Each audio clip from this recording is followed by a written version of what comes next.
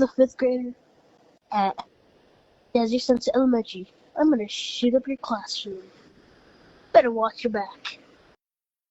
Oh, you just heard that shocking voicemail there and disturbing. A 12-year-old boy in Buckeye that left that on the phone of a former teacher. That boy now arrested and facing a number of criminal charges. And sadly, really tragically, this has become a recent trend, these school threats. And they were discussed last night at the Mesa Public Schools meeting. The superintendent, the director of safety, and a sergeant with Mesa PD all talking with school board members and concerned parents about the past few weeks here and their prevention plan moving forward to keep kids and staff members safe. ABC 15's Amelia Fabiano joining us live now from the district office this morning.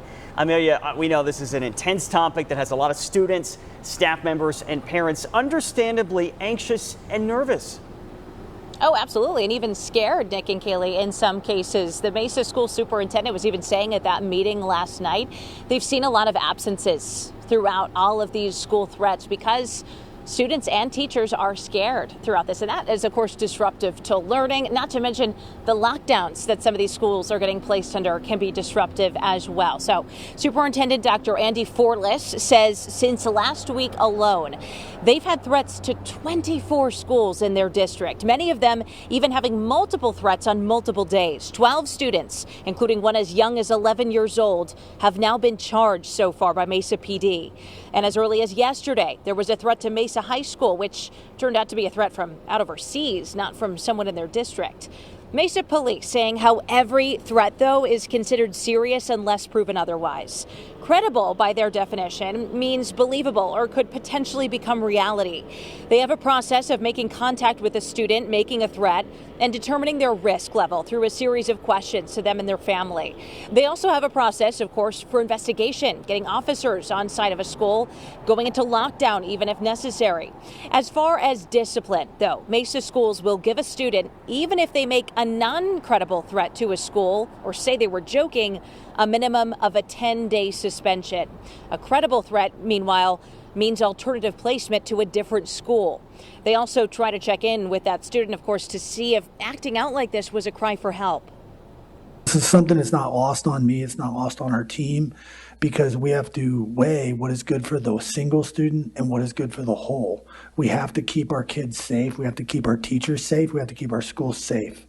And you guys as board members, we've sat in that room and we've weighed these situations with expulsions and things, and our heart goes out to certain families, but at the end of the day, we have to keep our community safe.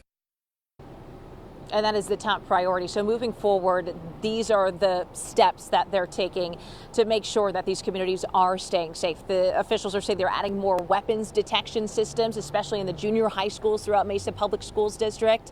They're also developing PSAs to remind students to take this seriously. This is not a joke, and there are real consequences to your lives and other people's lives as well.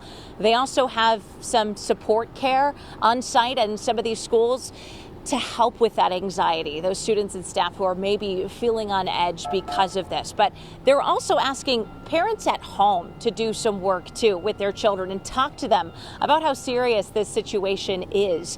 And if they see something, especially on social media where a lot of these threats are made, don't just repost it. Don't just retweet it. Make sure you're screenshotting it if you can. And you need to tell an adult what's going on so that action can be taken and everyone can stay safe. Kaylee and Nick.